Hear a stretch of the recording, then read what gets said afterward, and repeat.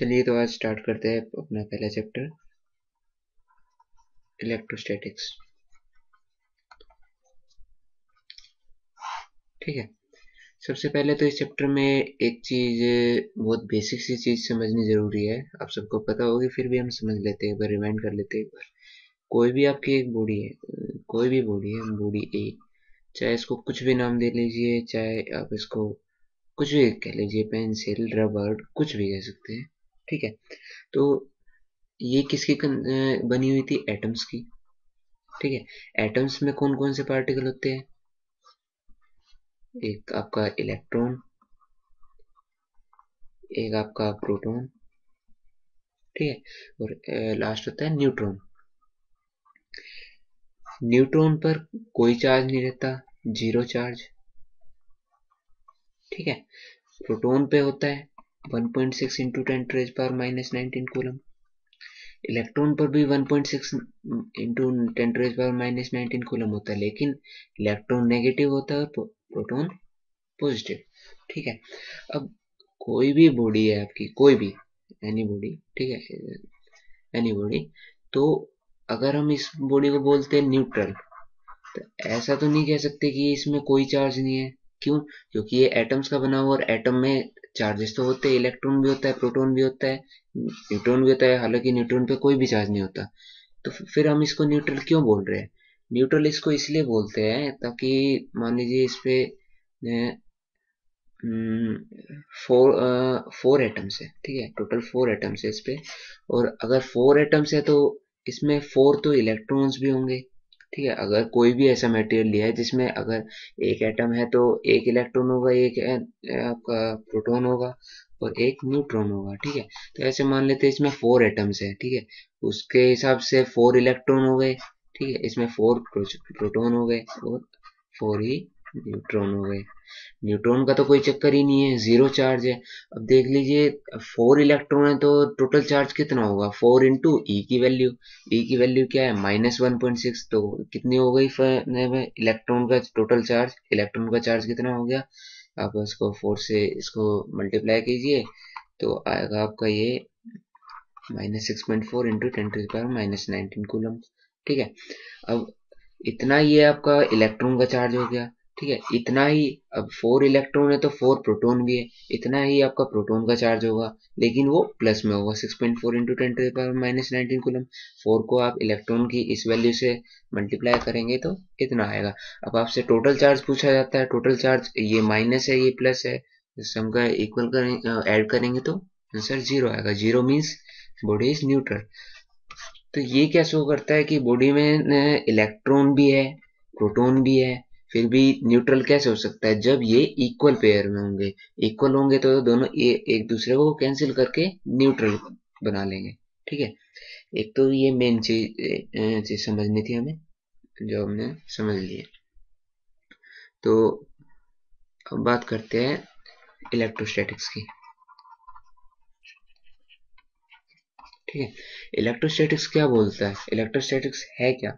It is a branch of physics which deals with static charges, which deals with static charges. Static charges क्या होते हैं? जैसे कि हमारी बस एक ये बॉडी है, कोई भी बॉडी है, ठीक है, इस पर हमारे 5 इलेक्ट्रॉन, सॉरी 3 इलेक्ट्रॉन है, 3 इलेक्ट्रॉन। ठीक। तो अब अगर यही इलेक्ट्रॉन अपनी इस पोजीशन पे, जिस भी पोजीशन पे है, फिक्स रहते हैं तो उनको हम स्टैटिक बोलेंगे। मतलब ये मोशन में नहीं होते। अगर ये इलेक्ट्रॉन यहाँ से यहाँ आ गया, यहाँ से यहाँ आ गया, तो ये इलेक्ट्रोस्टैटिक्स के अंडर नहीं आता।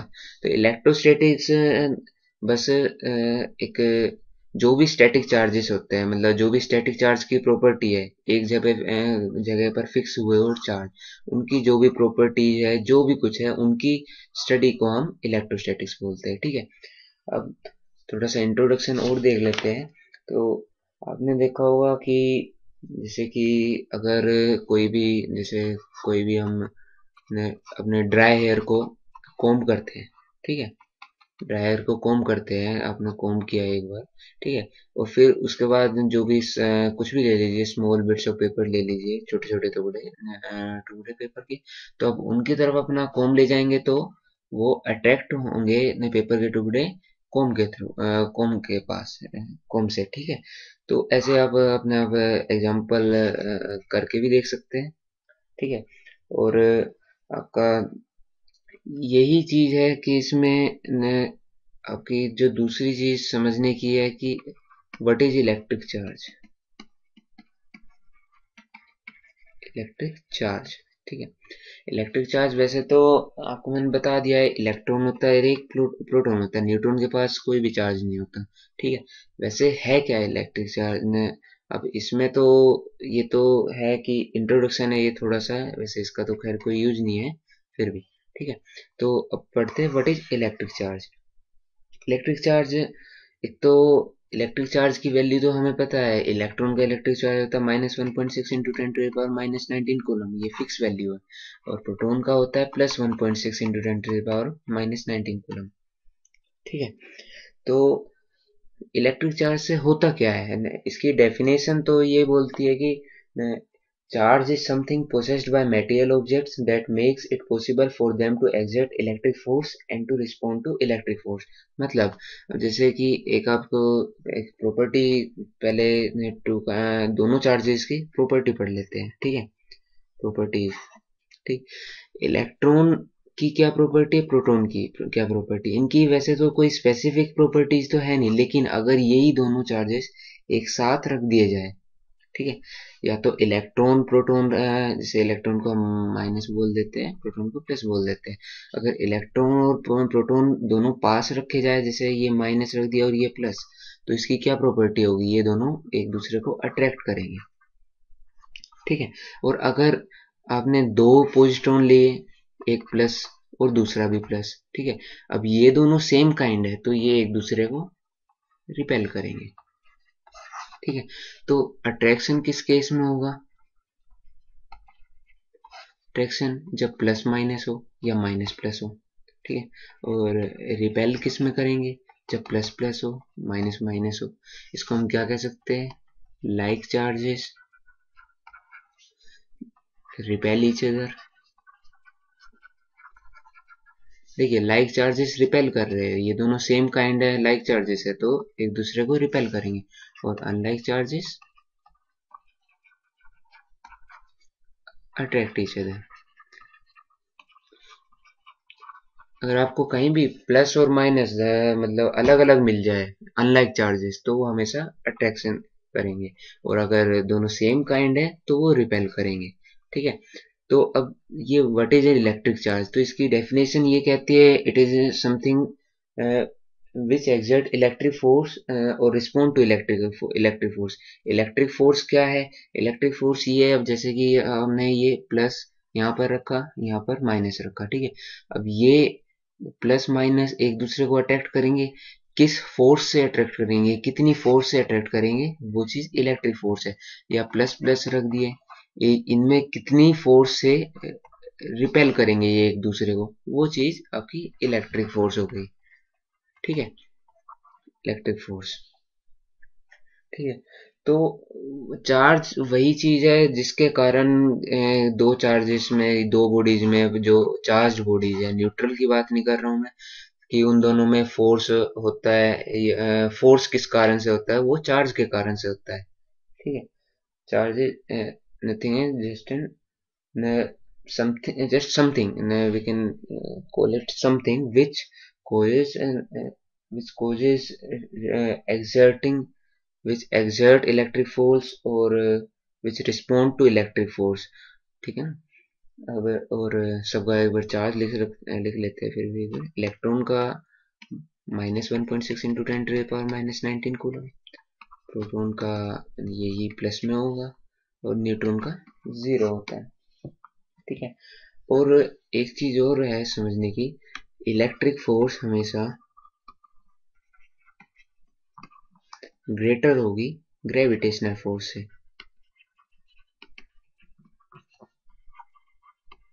ये हम कैसे प्रूव कर सकते हैं, हमारे पास वैसे तो इलेक्ट्रिक फोर्स का फॉर्मूला है, वो अभी बाद में आएगा, ठीक है, लेकिन फिर भी इलेक्ट्रिक फोर्स, पहले हम ग्रेविटेशनल फोर्स का तो हमने क्लास 11th में पढ़ा हुआ है, फिर भी वो ये होता है G m1 m2 upon are square, ठीक है। जैसे हम दो चार्ज लेते हैं, ठीक है, इसका दोनों प्रोटॉन प्रोटॉन ही ले लेते हैं। प्रोटॉन का मास होता है 1.6 इंटू 10⁻⁻27, ठीक। दोनों का सेम होगा, ऐसे में हमने वन प्रोटॉन लिया, ये भी वन प्रोटॉन, और डिस्टेंस है इनका 1 मीटर, ठीक है। तो यहाँ पे रख के देख लेते हैं। ग्रेविटेशनल कांस्टेंट आपका 6.67 इंटू 10⁻⁻11 है, ठीक। अब इंटू इसका m1 फर्स्ट वाले का मास, और m2 है तो 1.6 इंटू 10⁻⁻27 का स्क्वायर हो जाएगा, अपोन में r का स्क्वायर। r कितना है, 1 मीटर। इसको आप सेंटीमीटर में करिए, 10⁻⁻2, इसका भी स्क्वायर, r स्क्वायर है ये चीज, ठीक है। इसका इक्वल होके ये आएगा आपका 5.5 इंटू 10⁻⁻67 न्यूटन, ठीक है। और यही चीज अगर आप इलेक्ट्रिक फोर्स में कैलकुलेट करते हैं, अब इलेक्ट्रिक फोर्स कैलकुलेट करने का तरीका आगे आएगा, लेकिन अभी मैं डायरेक्ट बता देता हूँ कितनी होगी। वो होगी 2.3 into 10⁻⁻24 Newton.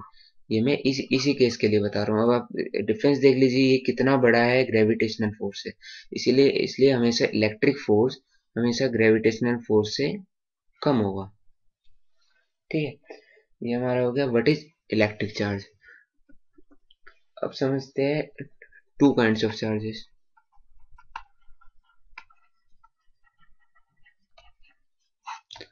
Two kinds of charges में आपके, मैं चार्जेस तो खैर वही है, इलेक्ट्रॉन एंड प्रोटॉन,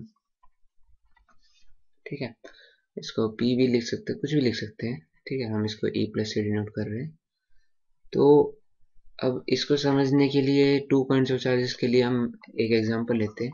एक हम लेते हैं सिल्क क्लॉथ, सिल्क क्लॉथ, और एक लेते हैं ग्लास रोड, ग्लास रोड, ठीक है। अब अगर हम इन दोनों को रब करेंगे एक साथ, ग्लास रोड को इस क्लॉथ से रब करेंगे, तो क्या होगा कि जिसका भी लोअर वर्क फंक्शन है, lower work function, lower work function मतलब जिसके इलेक्ट्रॉन लेस टाइटली बाउंड है, ये जैसे ये आपका न्यूक्लियस है, और इसके सराउंडिंग यहाँ पे आपके इलेक्ट्रॉन है, ठीक है। जैसे मान लीजिए ये सिल्क का मान लेते हैं, और ऐसे ही एक ग्लास का मान लेते हैं, ठीक है। तो मान लीजिए इसके जो अट्रैक्शन है इसकी इलेक्ट्रॉन की न्यूक्लियस से, और इसकी इसके इलेक्ट्रॉन की इसके न्यूक्लियस से, इसकी जो अट्रैक्शनल फोर्स है वो इसकी कम है, मतलब सिल्क वाले की ज्यादा है, ठीक है। तो जिसका लोअर वर्क फंक्शन है, जिसके इलेक्ट्रॉन लेस टाइटली बाउंड है, तो उसके इलेक्ट्रॉन जब हम रब करेंगे तो उस मटेरियल को, उस इलेक्ट्रॉन को काइनेटिक एनर्जी मिलेगी। काइनेटिक एनर्जी से क्या होगा, वो अपने सेल से बाहर आना चाहेगा, और बाहर आके कहाँ जाएगा, जैसे मान लीजिए क्या इसका यहाँ पर इन दोनों के केस में ग्लास का वर्क फंक्शन लोअर होता है, ठीक है।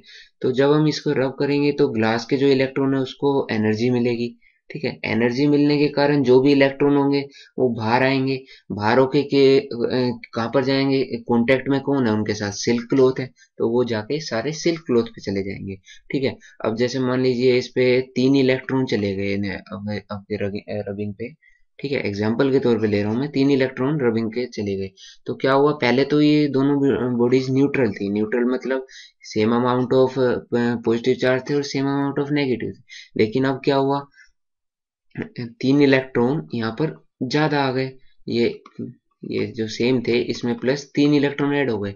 अब लेकिन अब देखिए यहाँ पे इम्बैलेंस हो गया, पहले तो बराबर बराबर थे, एक दूसरे को कैंसिल कर रहे थे, लेकिन अब इम्बैलेंस हो गया, ने आपका ये क्या चीज है, नेगेटिव चार्ज ज्यादा हो गया, तो अब इसको हम बोल देंगे नेगेटिवली चार्ज बॉडी, ठीक है। अब यहाँ पे भी पहले न्यूट्रल था सारा केस, ठीक है। अब यहाँ पे क्या हो गया, 3 इलेक्ट्रॉन माइनस हो गए, 3 इलेक्ट्रॉन माइनस हो गए तो क्या हुआ, पॉजिटिव पॉजिटिव चार्ज इंक्रीज हो गया, और जो नेगेटिव थे वो डिक्रीज हो गए, क्योंकि 3 इलेक्ट्रॉन इसके दूसरे मटेरियल पे चले गए। अब यहाँ पे पॉजिटिव ज्यादा हो गया तो ये हो गया आपका पॉजिटिवली चार्ज।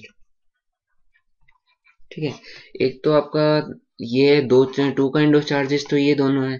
आपको अट्रैक्शन रिपल्सन भी बता दिया किस केस पे होता है। ठीक है, अब ये भी बता दिया कि एक कॉन्टेक्ट के थ्रू कैसे चार्जेस ट्रांसफर होते हैं या चार्जेस ओरिजिनेट होते हैं। ठीक है, कॉन्टेक्ट के थ्रू। अब अगला वे हम एक और पढ़ेंगे अभी, चार्जिंग बाय इंडक्शन। उसमें विदाउट कॉन्टेक्ट हमारा चार्जिंग होगी। ठीक है, लेकिन अब उससे पहले एक इम्पोर्टेंट नोट समझ लेते हैं। जैसे मान लीजिए हमारा ये हमने सिल्क क्लॉथ लिया हुआ है।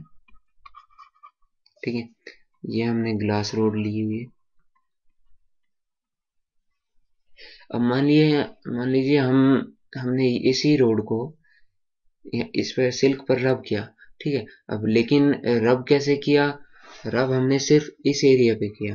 जैसे यही ग्लास रोड हमने यहीं से आगे पीछे किया, तो रबिंग तो हो रही है लेकिन वो इस पार्ट पर नहीं हो रही है, बस वो यहीं पर हो रही है। ठीक है, अब यहीं पर रबिंग हो रही है तो जो भी इलेक्ट्रॉन है, जो भी इससे लूज होंगे ग्लास रोड से, तो वो अब कूद कर यहाँ तो जाएंगे नहीं, वो आएंगे तो इसी के कांटेक्ट में ही, जहाँ पे जिससे कांटेक्ट है। ठीक है, तो अब जैसे कि जो भी इलेक्ट्रॉन आए वो आपके इसी एरिया में आएंगे। ठीक है, इसी एरिया में सारे इलेक्ट्रॉन आएंगे जो भी आ रहे हैं ग्लास से। ठीक है, अब ये स्टैटिक चार्जेस है, कहीं मूव नहीं कर सकते, सिल्क इंसुलेटर होता है, तो वो इलेक्ट्रॉन जिस पोजीशन पर आए हैं वहीं पर फिक्स होंगे, इसी को स्टैटिक चार्ज बोलते हैं। ठीक है, अगर वो इलेक्ट्रॉन मूव होकर यहाँ चले जाते हैं तो वो हमारी अंडरस्टडी में नहीं आता इस चैप्टर की में। ठीक है, तो वो चार्जेस अपनी पोजीशन पर फिक्स रहेंगे, वो कहीं और नहीं जा पाएंगे। ठीक है, क्योंकि वो इंसुलेटर है। ओके, तो अब हमारा नेक्स्ट टॉपिक है कंडक्टर्स, इंसुलेटर्स एंड डाइलेक्ट्रिक। ठीक है, कंडक्टर्स क्या होते हैं? A substance which can be used to carry or conduct electric charge from one place to other is called a conductor. Means मान लीजिए ये हमारा कंडक्टर है, ये कोई भी मेटल मान लेते हैं, या कोई भी कॉपर। ठीक है, कॉपर मेटल है, कॉपर का मटेरियल है। ठीक है, कंडक्टर के अगर आप यहाँ पर एक इलेक्ट्रॉन रखिए, ठीक है, और इस पे थोड़ी सी भी कोई भी अगर बैटरी लगा दीजिए, मतलब कोई भी इलेक्ट्रिक फील्ड जनरेट कर दीजिए इस एरिया में, इलेक्ट्रिक फील्ड अभी हम बाद में पढ़ेंगे, तो इलेक्ट्रॉन अब मान लीजिए ये यहाँ पर है, बेसिकली यहाँ भी रख सकते हो, तो पॉजिटिव चार्ज इधर है। ठीक है, ये पॉजिटिव चार्ज का सिंबल है, ये नेगेटिव चार्ज का, तो ये इलेक्ट्रॉन इस तरफ जाने की कोशिश करेगा। अब ये कंडक्टर है तो ये कंडक्ट कर सकता है इलेक्ट्रिसिटी को, मतलब इलेक्ट्रॉन को इधर से उधर एक प्लेस से दूसरी जगह भेज सकता है, तो इसलिए इसको कंडक्टर बोलते हैं। अगर इसी की जगह पर हमने, जैसे ये हमने बैटरी लगाई, अगर इसी की जगह हम यहाँ पर कोई प्लास्टिक लगा देते, प्लास्टिक है एक इंसुलेटर है, ठीक है, प्लास्टिक लगा देते तो इलेक्ट्रॉन यहाँ से वहां नहीं जा पाएंगे, क्योंकि वो इंसुलेटर है। ठीक है, इंसुलेटर की डेफिनेशन क्या है? The insulator are the material which can not conduct electricity, that is they are poor conductor of electricity. ठीक है, ये आपने प्रीवियस क्लासेस में पढ़ा हुआ है, फिर भी एक रिमाइंड के तौर पे मैंने बता दिया है। यहाँ पे एक आपके लिए कुछ बच्चों के लिए डाइलेक्ट्रिक न्यू टर्म है। ठीक है, डाइलेक्ट्रिक है क्या? Insulator are also called dielectric, ये इंसुलेटर का ही पार्ट है। ठीक है, लेकिन ये करंट कैसे ट्रांसफर करता है? ये विदाउट कॉन्टेक्ट के चार्जिंग होती है इसमें, विदाउट कॉन्टेक्ट के, या कंडक्टिंग बोल लीजिए। कैसे होती है वो अभी हम आगे इससे एक दो टॉपिक के बाद पढ़ेंगे। ठीक है, और एक आपका तीसरा है सेमीकंडक्टर। सेमीकंडक्टर ऐसी चीज है, ये हमारा वैसे है चैप्टर 9 था हमारा, यूनिट सॉरी जो भी है, ठीक है। एक बेसिक के तौर पे मैं बता देता हूँ, जैसे कि ये एक हाफ तो आपका इंसुलेटर होता है, इंसुलेटर, और हाफ ये आपका कंडक्टर होता है, ठीक है। जैसे बेसिक स्टेट में ये क्या है कि एक इंसुलेटर है, लेकिन जैसे ही हम इस पे थोड़ी सी भी एनर्जी देते हैं, थोड़ी सी भी, तो ये कंडक्टर में कन्वर्ट हो जाता है, ठीक है। अब हमारी नेक्स्ट नेक्स्ट आइटम है हमारे पढ़ने का अर्थिंग। इसको हम ग्राउंडिंग भी बोलते हैं, ठीक है। अर्थिंग क्या चीज है, जैसे मान लीजिए एक कोई भी बॉडी है, या मान लीजिए एक रेफ्रिजरेटर है, ठीक है। ये हमने रेफ्रिजरेटर बनाया, तो मान लीजिए इस पे किसी भी तरह से एक्सेस चार्ज आ गया, पॉजिटिव आ गया या नेगेटिव आ गया, कुछ भी आ गया, कोई भी चार्ज, एक्सेस चार्ज, ठीक है। इक्वल होंगे तो कोई प्रॉब्लम नहीं है, लेकिन एक्सेस ज्यादा आ गया कोई भी एक चार्ज, तो अगर कुछ भी, या तो आपका ये जो भी अप्लायंस है खराब हो सकता है, या कोई भी अगर ह्यूमन बीइंग इस पे हैंड टच करे तो उसे शॉक लग सकता है। तो हम बेसिकली हमने क्या देखा होगा कि इनके कोई भी अप्लायंसेज होते हैं, उनके स्विच देखे होंगे। स्विच में क्या होता है, स्विच में तीन तीन वो होते हैं, तीन पिंस होते हैं, ठीक है। तीन पिंस किस बेस पे होते हैं, तीन पिंस होते हैं इन दोनों से, तो इलेक्ट्रिसिटी एक से जाती है, एक से आती है, ठीक है। लेकिन तीसरा जो अपर वाला होता है, अपर वाला वो कोई, ठीक है, जो अपर वाला होता है वो क्या काम करता है, एज एन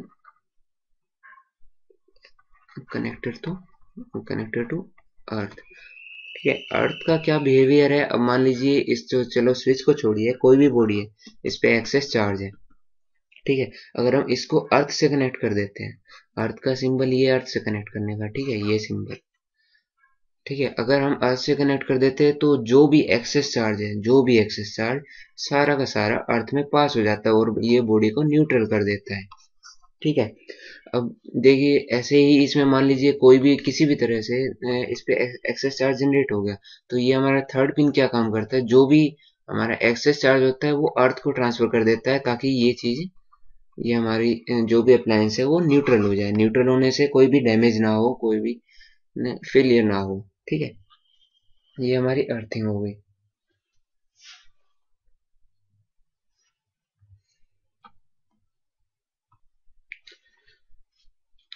ठीक है, तो अब दोबारा से स्टार्ट करते हैं, मैं ब्रेक लेने चला था। तो अब हमारा नेक्स्ट टॉपिक है, हालांकि ये सिलेबस में नहीं है, लेकिन छोटा सा टॉपिक है तो पढ़ लेते हैं, बस कुछ काम ही आएगा ये भी। गोल्ड लीफ इलेक्ट्रोस्कोप, ये होता क्या है, ठीक है। तो ये बेसिकली एक, हमने जार लिया, इस पर ये यहाँ पर रबर की कॉर्क लगा दी, और इसमें से एक कॉपर वायर, कोई भी वायर जो कंडक्टर हो, हमने पास की, ठीक है। साइड में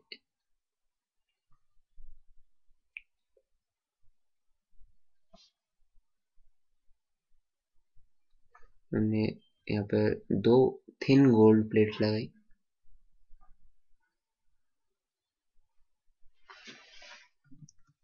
थिन गोल्ड प्लेट्स, ठीक है। और साइड में ये एल्युमिनियम फॉइल लगाया, एल्युमिनियम फॉइल, ताकि ये आउटर एरिया से अफेक्ट ना हो कुछ भी, ठीक है। और यहाँ पर एक डिस्क लगाई हमने, ठीक है। तो अब क्या होता है यहाँ पर बेसिकली, मान लीजिए हम यहाँ पर एक पॉजिटिवली चार्ज ग्लास रोड लेके गए, इस पे जाके हमने टच किया, तो ये पॉजिटिव चार्जेस ट्रांसफर होके इसके थ्रू नीचे जाएंगे, नीचे जाएंगे तो दोनों में पॉजिटिव जाएंगे। तो ये अभी हमने क्या प्रॉपर्टी पढ़ी थी, अगर लाइक चार्जेस है तो रिपेल करेगा, तो ये दोनों की दोनों प्लेट्स डाइवर्ज हो जाएगी। अगर सेम काइंड ऑफ चार्जेस है, अगर ये नेगेटिव नेगेटिव भी होते तो भी ये डाइवर्ज होती, लेकिन अगर हम यहाँ पे पॉजिटिव और नेगेटिव दोनों भेज देते और बाय चांस एक पे, ये तो ऐसा तो है नहीं कि दोनों पे इक्वली फ्लो होंगे, मान लीजिए अगर इस पे एक्सेस पॉजिट्रॉन आ जाता है, इस पे एक्सेस इलेक्ट्रॉन आ जाता है, तो ये दोनों की दोनों प्लेट्स अट्रैक्ट कर जाएंगी, अट्रैक्ट। ठीक है, बस समझने का ये है कि इससे हम पोलैरिटी तो नहीं, बस ये निकाल सकते हैं कि चार्जेस अगर सेम काइंड ऑफ है या डिफरेंट काइंड ऑफ है। ठीक है, तो बेसिकली हमारे सिलेबस में तो है नहीं, फिर भी बस एक नॉलेज के लिए बता दिया मैंने। तो हमारा नेक्स्ट टॉपिक है ओरिजिन ऑफ चार्ज। ठीक है, ये चीज मैंने अभी आपको पहले भी पढ़ाई है कि कोई भी बॉडी न्यूट्रल है तो इसका मतलब ये नहीं कि उसमें कोई भी चार्ज नहीं है। बस मतलब ये है कि जो भी चार्ज है, जो भी इलेक्ट्रॉन का है, जो भी प्रोटॉन का है, वो इक्वल है। ठीक है, और ये हमारा नेचर का लॉ है, no charge can be created,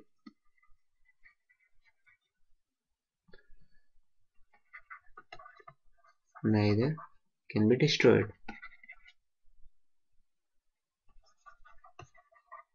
मतलब कोई भी चार्ज, चाहे वो इलेक्ट्रॉन है चाहे वो प्रोटॉन का है, कोई भी चार्ज ना तो वो क्रिएट किया जा सकता, ना ही डिस्ट्रॉय किया जा सकता। ठीक है, बस क्या होता है, चार्जिंग किसके थ्रू होती है, अगर कोई भी दो बॉडीज है, इस पे मान लीजिए दोनों न्यूट्रल है। ठीक है, तो चार्जिंग किसके थ्रू होगी, कि हमें या तो इसके इलेक्ट्रॉन इस पर ले जाने होंगे। ठीक है, तो इस पे पॉजिट्रॉन ज्यादा हो जाएंगे और इस पे इलेक्ट्रॉन ज्यादा हो जाएंगे, तो दोनों बॉडी चार्ज हो जाएगी।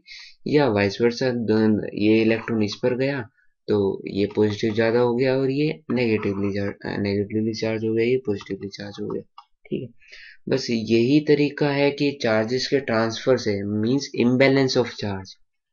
ओरिजिन ऑफ चार्ज का मीनिंग क्या है, इम्बैलेंस ऑफ चार्ज के थ्रू ही होगी, इम्बैलेंस करने से।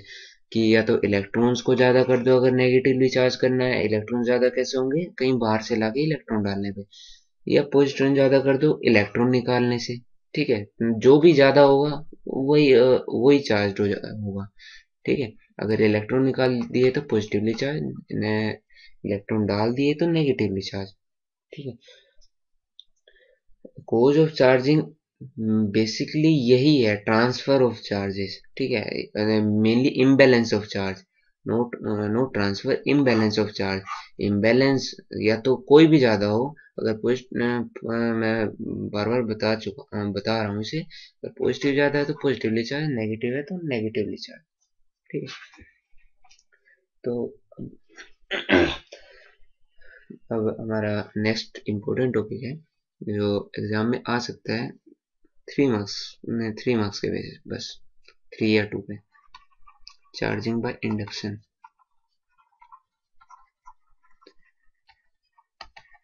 और विदाउट कॉन्टैक्ट।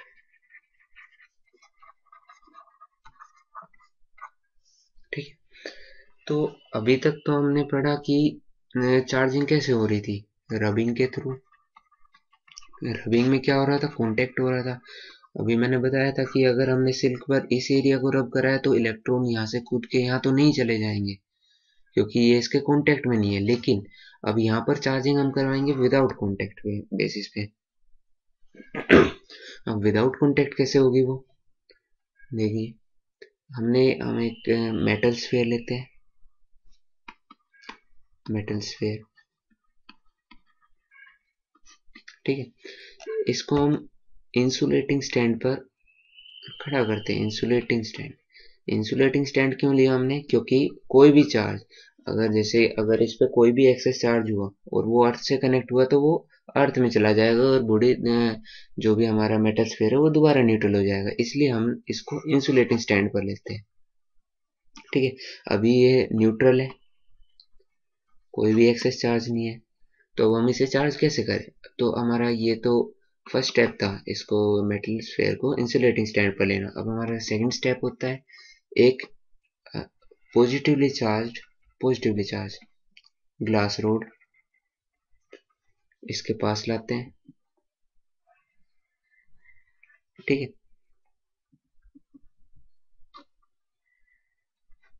तो क्या होगा, अब इसमें मान लीजिए हमारे आपके मान लीजिए 3 इलेक्ट्रॉन है और 3 पॉजिट्रॉन है, ठीक है।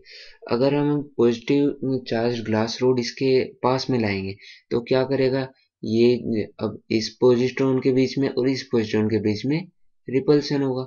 तो अब ये जो भी आपका पॉजिटिव चार्ज है वो इस तरफ चला जाएगा, क्यों, इसे रिपेल करके ये इससे दूर जाना चाहेगा। और ये जो नेगेटिव चार्ज है, जो ये नेगेटिव चार्ज है जो इसके पास है, ठीक है, वो इसके और पास आना चाहेगा, जो मतलब जो अट्रैक्ट करना है वो इसके पास आना चाहेगा, तो वो नेगेटिव चार्ज यहाँ पर आ जाएगा और पॉजिटिव यहाँ चला जाएगा। तो फाइनल कंडीशन हमारी क्या बनेगी,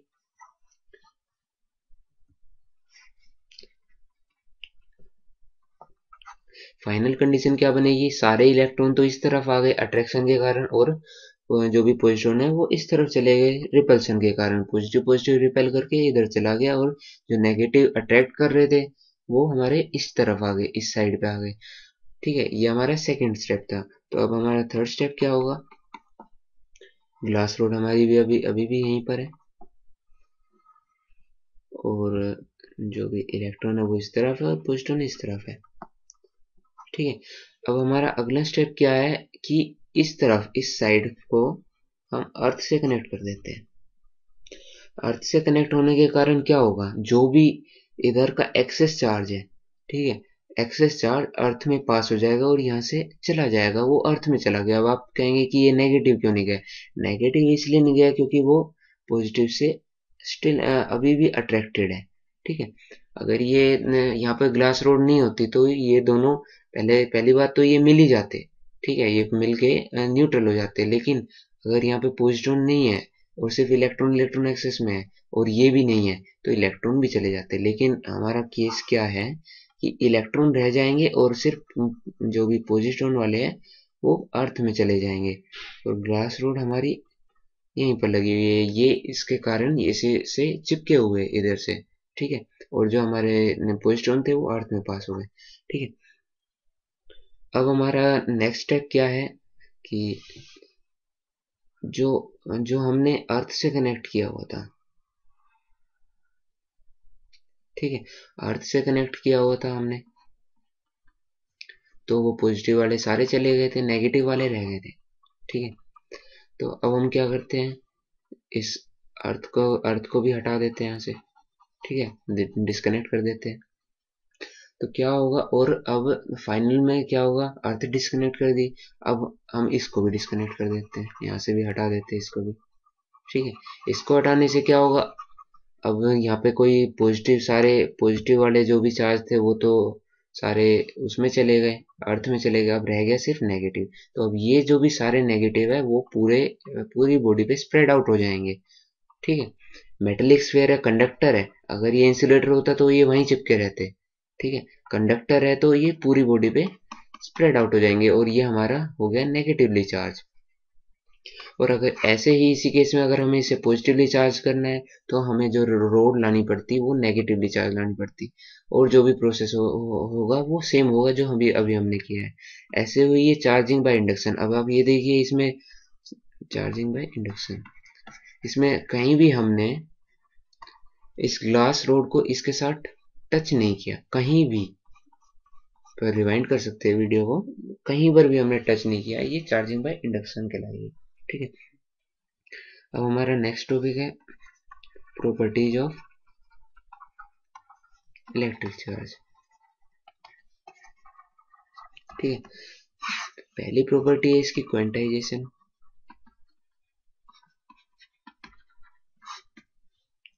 क्वांटाइजेशन क्या कहता है, quantization of electric charge is the property by virtue of which all free charges are integral multiple of a basic unit of charge in electron represented by E। मतलब कोई भी हमारी बॉडी है, ठीक है, इस पर कोई भी कितने भी चार्ज है,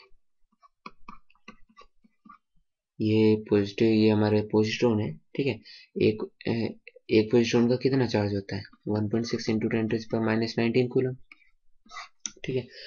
अब हमसे कोई कहे कि इस पर कितने चार्ज है, अब देखिए 1 2 3 4 5 6 7, 7 इंटू 1.6 इंटू 10⁻⁹ कूलम कर देंगे हम, ठीक है। अगर अब तो ये तो आपने कर दिया, ठीक है। अब मान लीजिए मैं इसमें से ये आधा डिलीट कर देता हूँ, ठीक है, आधा डिलीट कर दिया मैंने और आधा रह गया बस।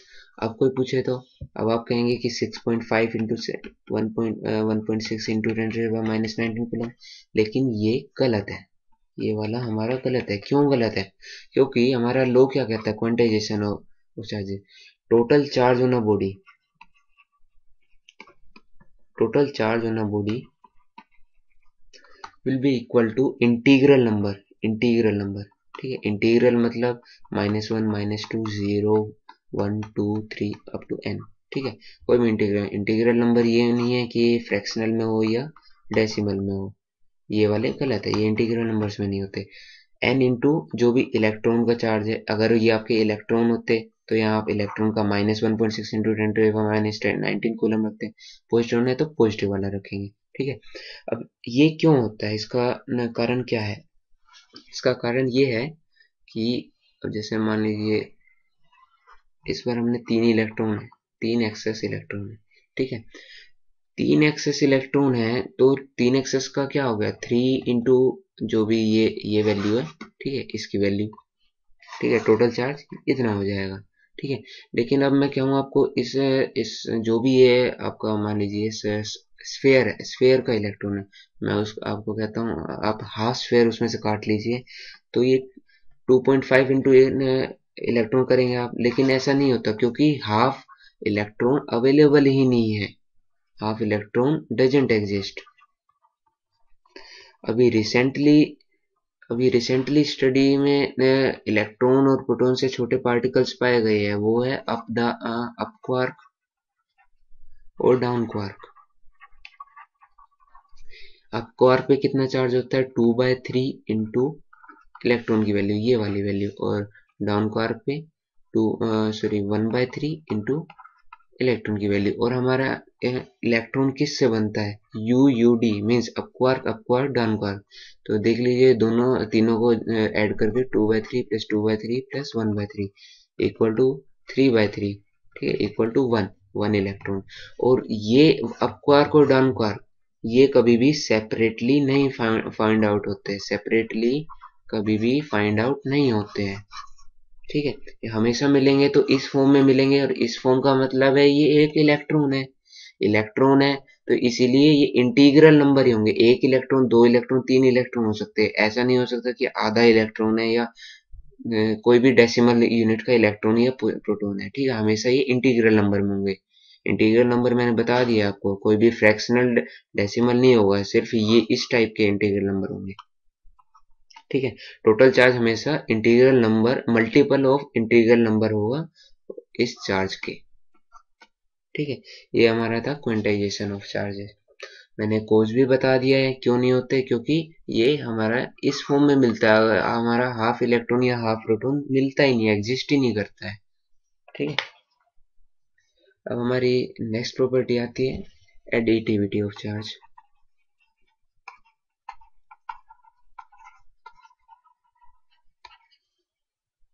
ठीक है। एडिटिविटी ऑफ चार्ज क्या कहती है, it is a property by virtue of which total charge on a system is obtained simply by adding algebraically all the charges present anywhere on the system।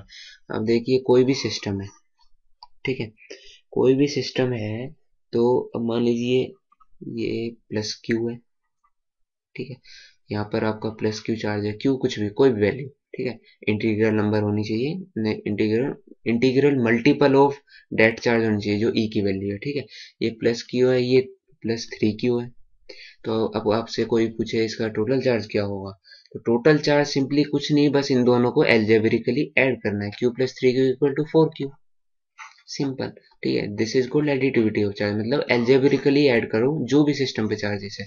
अगर आप दूसरा एग्जांपल ले लेते हैं system का, ये सिस्टम है, यहाँ पे 2Q है +2Q, यहाँ पे 5Q है +5Q, यहाँ पे -3Q है, तो टोटल कितना होगा, 2 + 5 -3 equal to 7 - 3 equal to 4Q। Total charge ये होगा कि एल्जेब्रिकली ऐड करना है, ये इसकी second property additivity of charge है, ठीक है। हमारी थर्ड प्रॉपर्टी आती है conservation of charges.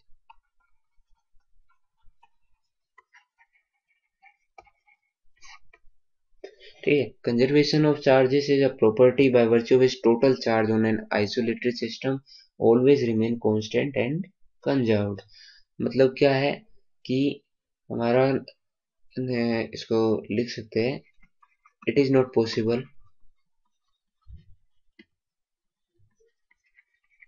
To create और डिस्ट्रॉय नेट चार्ज। ठीक है, मतलब क्या है, आपकी कोई भी बॉडी है, ठीक है, मान लीजिए इस पे हमारा 5 इलेक्ट्रॉन्स है। हम इसको ना तो किसी न्यूट्रल बॉडी पे ऑटोमेटिकली जनरेट कर सकते हैं कि मतलब एक तरह से मैजिक से कुछ जनरेट ही नहीं कर सकते, और ना ही इसको डिस्ट्रॉय कर सकते हैं। ठीक है, लेकिन कोई कोई एग्जांपल है कि पेयर प्रोडक्शन होता है। जैसे अब एक आप एक इलेक्ट्रॉन लीजिए, ठीक है, एक और इलेक्ट्रॉन लीजिए, तो क्या मिलेगा आपको, गामा रे। गामा रे को स्ट्राइक कीजिए तो क्या मिलेगा, एक इलेक्ट्रॉन मिलेगा, एक प्रोजेस्ट्रॉन मिलेगा, सॉरी दो गामा रेज को स्ट्राइक करवाने पे। ठीक है, ये आपका पेयर प्रोडक्शन होता है, पेयर प्रोडक्शन। ये आपका एनिलेशन होता है, एनिलेशन ऑफ मैटर।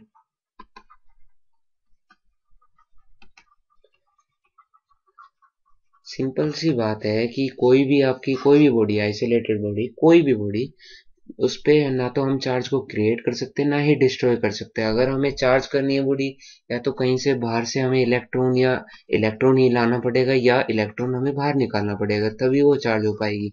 ना तो हम उसको क्रिएट कर सकते हैं ना ही डिस्ट्रॉय। ठीक है, अब हम दो चीजों का डिफरेंशिएशन करते हैं, एक चार्ज, एक मास। ठीक है, पहला डिफरेंशिएट क्या है, इलेक्ट्रिक चार्ज पॉजिटिव हो सकता है, नेगेटिव हो सकता है, जीरो हो सकता है। मास सिर्फ पॉजिटिव होगा, वो नेगेटिव नहीं हो सकता ना ही जीरो हो सकता। आपने किसी का मास जीरो सुना है? अगर किसी का जीरो है मतलब वो एग्जिस्ट ही नहीं करता है, नेगेटिव मास भी किसी का हो ही नहीं सकता। ठीक है, चार्ज क्वेंटाइज्ड है, क्वेंटाइज्ड है, क्वेंटाइज्ड का मतलब इंटीग्रल नंबर पर ही चार्ज होगा किसी एन के। अभी मैंने बताया Q equal to plus minus n e, उसका मैं फॉर्मूला बताना भूल गया था, Q equal to total charge और प्लस माइनस जो भी प्रोटॉन है या इलेक्ट्रॉन है plus minus n e. Mass is not quantized, ये कुछ भी हो सकता है, कुछ भी किसी भी वैल्यू पे। ठीक है, अब इलेक्ट्रिक चार्ज हमेशा कंजर्व्ड रहता है। चार्ज है तो वो चार्ज ही रहेगा, ना तो वो किसी चीज में ट्रांसफर होता है। मास को हम एनर्जी में ट्रांसफर कर सकते हैं। ठीक है, charge mass is not conserved. ठीक है, कंसिस्टेंट तो है, एग्जिस्ट तो करता है, लेकिन एक चीज से दूसरी चीज में कन्वर्ट कर दिया, मतलब मास कंजर्व्ड नहीं है एक फॉर्म में, चार्ज है। ठीक है, ये बेसिक डिफरेंस है चार्ज और मास के। और आपको ऐसे तो एग्जाम में इतना पूछा नहीं जाता है, बहुत रेयर चांस है पूछने की, लेकिन अगर आपको फिर भी पढ़ना है तो आप बुक से देख सकते हो, आपको बुक में और एग्जांपल्स मिल जाएंगे या और डिफरेंसेस मिल जाएंगी। ठीक है, अब हमारा मेन टॉपिक आता है, इम्पोर्टेंट टॉपिक है Coulomb's law. Basic basic topic है। ठीक है, कूलम्स लॉ क्या कहता है, the force of interaction between any two point charges is directly proportional to the product of the charges and inversely proportional to the square of the distance between them। पहली चीज आप ये समझिए, हम कुछ भी कैलकुलेट करेंगे 12th क्लास में, कुछ भी, जैसे ये भी बॉडी है, कोई भी बॉडी है, so कितना भी चार्ज है, कुछ भी मान लीजिए 4 कूलम, 5 कूलम, चार्ज की यूनिट कूलम होती है, इसलिए हम इसको कुछ भी, कोई भी चार्ज है इसमें, ठीक है, कितना भी चार्ज है, चाहे दूसरी बॉडी उस और उस पर भी कितना भी चार्ज है, हम अब हमें इन दोनों के बीच में फोर्स निकालनी है या कुछ भी निकालना, कोई भी वैल्यू जो भी हम अभी आगे आगे पढ़ते जाएंगे, तो अब हमें इनकी बॉडी की साइज, शेप की किसी भी चीज को कंसीडर नहीं करना है, सिर्फ हम इसको पॉइंट चार्ज के तौर पर लेंगे, जिससे कि हमारी जो भी स्टडी है वो इजी हो जाए। ठीक है, कि उसका साइज शेप कुछ मैटर नहीं करेगा, हम हर बॉडी को पॉइंट चार्ज के तौर पे लेंगे, और पॉइंट चार्ज का कुछ भी वैल्यू हो सकता है, जो इस बॉडी की है वही चार्ज इस पॉइंट चार्ज का होगा। ठीक है, तो अब हम कूलम्स लॉ समझते हैं। कूलम्स लॉ, पहले तो एक चीज समझते हैं, मान लीजिए ये दो चार्ज है, Q1, चार्ज को हम Q से डिनोट करते हैं, Q2। ठीक है, इन दोनों के बीच का डिस्टेंस है R। ठीक है, R ये मीटर में होगा, ये आपके कूलम यूनिट होती है इनकी।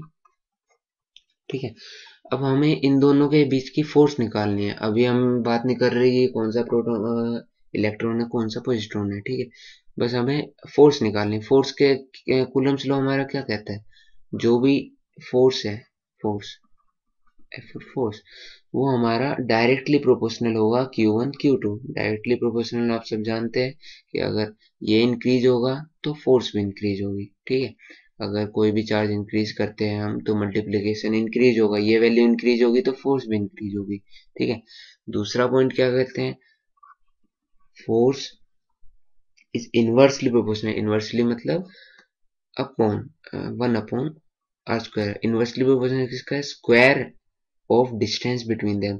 इन दोनों के बीच के डिस्टेंस का स्क्वायर उसके इनवर्सली प्रोपोर्शनल है। इसका क्या मतलब है, अगर हम इन दोनों का ये r इंक्रीज कर देते हैं तो ये वैल्यू अगर ये हमने इंक्रीज किया तो ऊपर वाली जो ओवरऑल वैल्यू आई वो डिक्रीज हो जाएगी। ये डिक्रीज होगी तो हमारी फोर्स भी डिक्रीज होगी। ठीक है, यहाँ पे चार्ज इंक्रीज हो रहा था, मतलब ये बेसिक वैल्यू अगर इंक्रीज हो रही है तो फोर्स इंक्रीज होगी, और ये बेसिक वैल्यू हमारी डिक्रीज हो रही है तो फोर्स भी डिक्रीज होगी। और ये डिक्रीज कब होगी, जब डिस्टेंस बढ़ेगा। अब कोई भी चीज है, दो चार्जेस हम पास लेके जाएंगे तो फोर्स ज्यादा लगेगा, कोई भी अट्रैक्शन हो चाहे रिपल्सन हो। अगर दूर ले जाएंगे तो उनकी स्ट्रेंथ कम हो जाएगी, उनकी रेंज कम हो जाएगी, तो फोर्स बहुत कम लगेगा। ठीक है, तो ओवरऑल क्या बनेगा हमारा formula, F is directly proportional to Q1 Q2 upon R²। ठीक है, अब इस डायरेक्टली प्रोपोर्शनल का क्या करना है, क्या है हमारा, F is equal sorry F is directly proportional to Q1 Q2 upon R²। ठीक है, अब इसका कांस्टेंट आएगा यहाँ पे F equal to K Q1 Q2 by R²। अब आप पूछेंगे ये K क्या है, K is electrostatic potential, sorry electrostatic constant, static force constant. ठीक है, अब K की वैल्यू क्या है, K की वैल्यू होती है 9 इंटू 10⁻⁹। इसको हम 1/4πε0 भी लिखते हैं। अब ये एप्सिलॉन नोट क्या है, एप्सिलॉन नोट होता है एब्सोल्यूट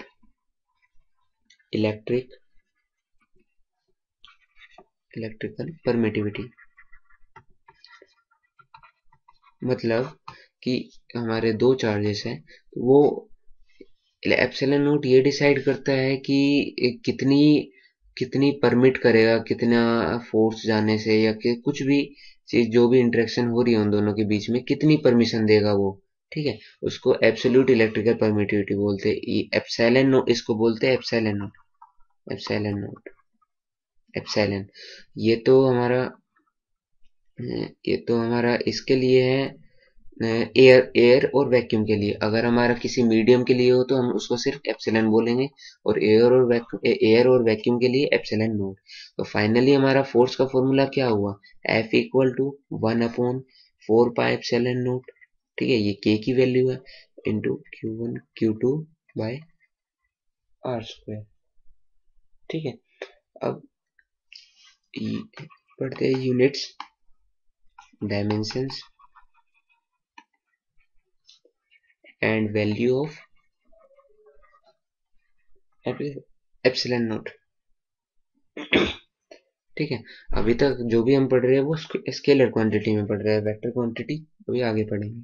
ठीक है, सबसे पहले SI यूनिट चेक कर लेते हैं। ये ऐसा यूनिट, एक तो चार्ज की जो होती है कूलम होती है, और चार्ज इज कूलम, इसको हम सी से डिनोट करते हैं। एप्सिलॉन नोट की वैल्यू क्या होगी? एप्सिलॉन नोट की वैल्यू क्या होगी? 1/n C m square equal to C square N inverse m minus 2। ये हमने कैसे निकाली? देखिए, F equal to 1/4 pi epsilon naught था, ठीक है, ये Q1 Q2 था, यहाँ पे आर स्क्वायर था, तो एप्सिलॉन नोट को उधर ले जाइए, 1/4 pi epsilon note Q1 Q2, sorry epsilon note तो वहां चला गया नीचे, फोर्स को ले आए हम, और आर स्क्वायर। अब Q1 का क्या है? C होता है, कूलम, ठीक है, तो C 2 बार है, C डॉट C। फोर्स की क्या होती है यूनिट? न्यूटन, और सॉरी डिस्टेंस की क्या है? मीटर, और मीटर भी स्क्वायर में, तो क्या होगी? Coulomb square newton metre square. अब इसको इस फॉर्म में लिखे तो ये फॉर्म बन जाएगी, कूलम स्क्वायर न्यूटन -1 ⁻⁻⁻ मीटर ⁻⁻2। ये आपकी एप्सिलॉन नोट की यूनिट आ गई, ठीक है। डायमेंशंस देख लेते हैं क्या होगी।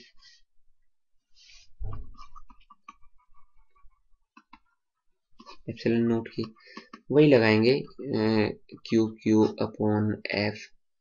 4 पाई की तो कोई डायमेंशन नहीं होती, ना ही कोई यूनिट होती है, ठीक है, मीटर स्क्वायर। ये सिर्फ डायमेंशन के लिए, फिर भी हम 4 पाई लिख देते हैं यहाँ पे, Q1 Q2। तो चार्ज का डायमेंशन क्या होता है ये अभी हम आगे पढ़ेंगे। टोटल करंट फ्लो होता है I equal to Q/T, Q आपका टोटल चार्ज, T टाइम, ठीक है, तो T को इधर ले जाइए तो Q इक्वल टू IT होता है, ठीक है। T तो आपका टाइम ही है, और I की वैल्यू, I की यूनिट होती है एम्पियर, तो ये AT होता है, एम्पियर टाइम, ठीक है। तो ये 2 बार है तो AT स्क्वायर। फोर्स की क्या होती है? ये हमने लास्ट क्लास में पढ़ा, MLT-2 L स्क्वायर, ठीक है। अब इसको सिंप्लीफाई करेंगे, क्या बनेगा? M-1 L-3 T4 A2, ठीक है, ये हमारी इसकी एप्सिलॉन नोट की डायमेंशन हो गई, ठीक है। और जो वैल्यू होती है वो K equal to 1/4 pi epsilon naught होता है। K की वैल्यू मैंने आपको बताई 9 × 10⁹, ठीक है। अब आप कैलकुलेट एप्सिलॉन नोट की वैल्यू कैलकुलेट करना चाहते हैं तो एप्सिलॉन नोट को उधर ले जाइए, एप्सिलॉन नोट को इधर ले जाइए 1/4 पाई, और इसको, इस वैल्यू को नीचे ले आइए और सिंपली कैलकुलेट कीजिए। कैलकुलेट करने पर क्या आएगी? 8.85 इंटू 10⁻⁻12। यूनिट अभी हमने निकाली थी C²n−1 m−2, ठीक है। ये तो हमारा हो गया Coulomb's law in scalar form. अब Coulomb's law in vector form करने के लिए हम नेक्स्ट पार्ट में करेंगे, ठीक है, नेक्स्ट पार्ट में।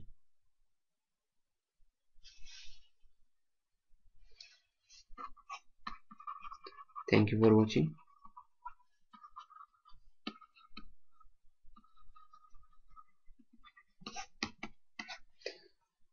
Subscribe our channel.